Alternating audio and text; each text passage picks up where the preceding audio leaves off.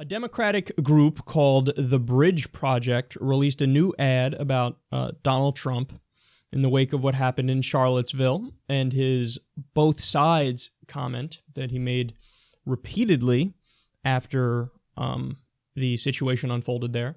So let's watch and then we'll discuss. I think there's blame on both sides, and I have no doubt about it, and you don't have any doubt about it either. And if you reported it accurately, you would say. Kill the person. Heather hired Charlottesville. They showed up in Charlottesville Excuse me. to protest. Excuse me. They didn't put themselves down as deodorant. And you had some very bad people in that group. But you also had people that were very fine people on both sides. Hot diggity damn. Damn. Okay, so let me break that down here because I think there's actually very good parts of the ad and very bad parts of the ad, and I want to tell you how I would have done it differently. So first, let's go to the good.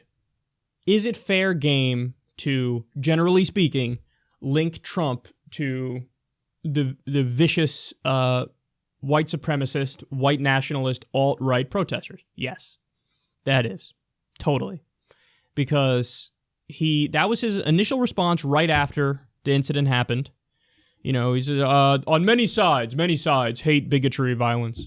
Then the next day after that, he came out and gave a pre-planned speech where somebody wrote it for him, where he more specifically said, KKK, neo-Nazis, white supremacists, terrible, horrible, sad, believe me.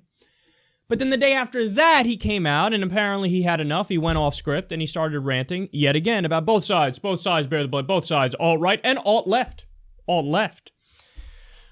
So he repeated, everybody knows now, that's what he really believes. He really believes, yeah, it's both sides. Both sides are equally bad here. That's the point. Then I'm going to stress that point. So is it fair game to show pictures of what one of the sides looks like and to say, hey man, he said both sides. I didn't say it, he said it. And here's one of those sides. You want to align yourself with these people? Fine, by all means, go right ahead. But we're just going to show you who's on that side. So the general concept behind the ad, I like it. And I think it's powerful, and I think it's effective. They go too far in two instances. One instance where he's saying there's some very fine people, and then they show a picture of David Duke. The reason why that's not okay is, yes, he has repeatedly denounced David Duke. Now, it is true that during the campaign, at first he was like, David Duke who? I don't know what you're talking about. I don't know what that means. So there was a moment there where it's like, whoa, what? You're not denouncing that guy? But then after that, you have to be fair, and the facts are the facts. He said repeatedly, yeah, of course I denounced that guy. So I wouldn't have done the David Duke thing, because that's misleading, and he has specifically denounced David Duke before. And I also wouldn't have done where you show the actual terrorist attack. I wouldn't have done that. Why? Because even though he is... Guys, the both sides point in this context, I think, is total bullshit. Don't give me some both sides nonsense when you literally have neo-Nazis and KKK people on one side. It's not that, oh my God, they would be otherwise peaceful, but these left-wingers came in, and that's when the Nazis started to believe in violence. No, they're fucking Nazis and Klansmen. Don't give me the both sides crap. But I wouldn't have shown the terrorist attack because, of course, he's not in favor of fucking having people run over innocent people, protesters. He said it repeatedly, and in the same speech, he said, we got to remember her name, Heather Heyer, and, you know, he spoke about how it's terrible and it's wrong and you can't do that. So don't do show the actual car committing the terrorist attack, because, you know, how would we feel if somebody portrayed a Muslim terror attack in the U.S., whatever, ISIS running people over, or just any Islamic terror attack in the U.S., and they show Obama's comments while they show the attack? What would we say? Really? You're going to link the president to the terror attack like he agreed with the terror attack? He doesn't agree with the terror attack. He doesn't. This is the same thing in this instance. Trump does not believe in having white supremacists run people over with cars. He just doesn't believe in that. And he was clear about that. So I wouldn't have put that part in. But outside of that, those two things, the ad is totally fair. Because, yeah, he's both sides. Okay, bitch, here's one of the sides. You got literal Nazi flags. You got people making the Nazi salutes. See, here's the thing. It's not like, hey, man, come on. There was one day where the protesters were totally benign and they were just peaceful people saying, hey, don't get rid of the Robert E. Lee statue. That didn't happen. The reality is both days you had white supremacists and white nationalists doing the Nazi salute. Yes, even the day before when it was the younger people, the alt-right rally with the fucking tiki torches, you had people doing the Nazi salute.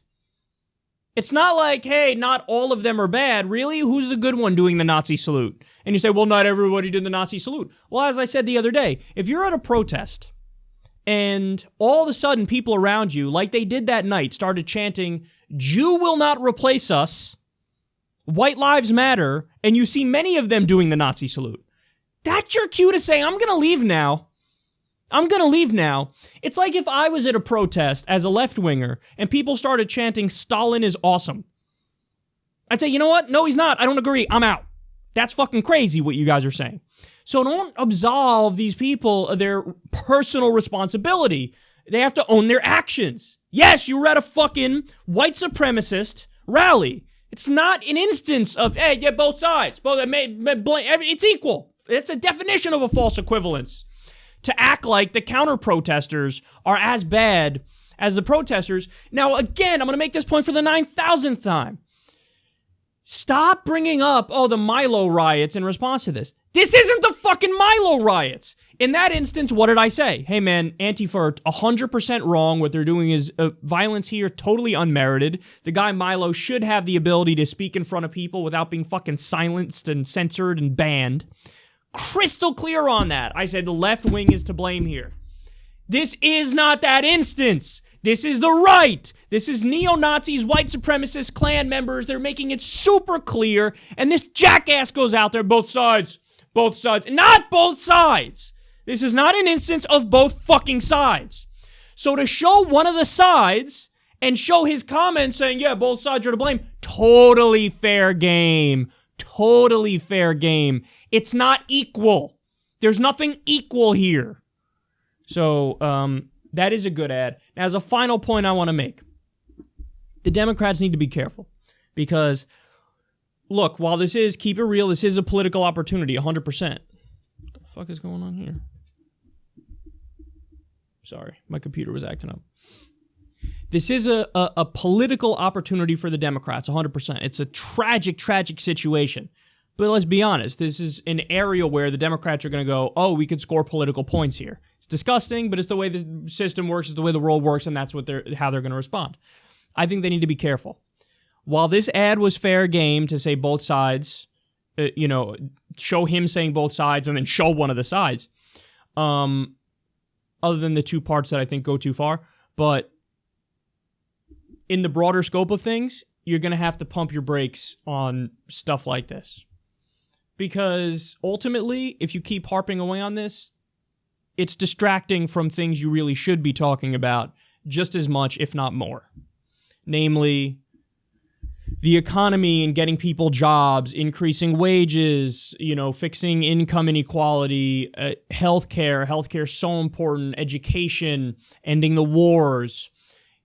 The Democrats, since many of them are still corporatists and centrists, issues like this, they love to harp away on because it's a given that the Democratic Party is so much better than the Republican Party on all things social issues related.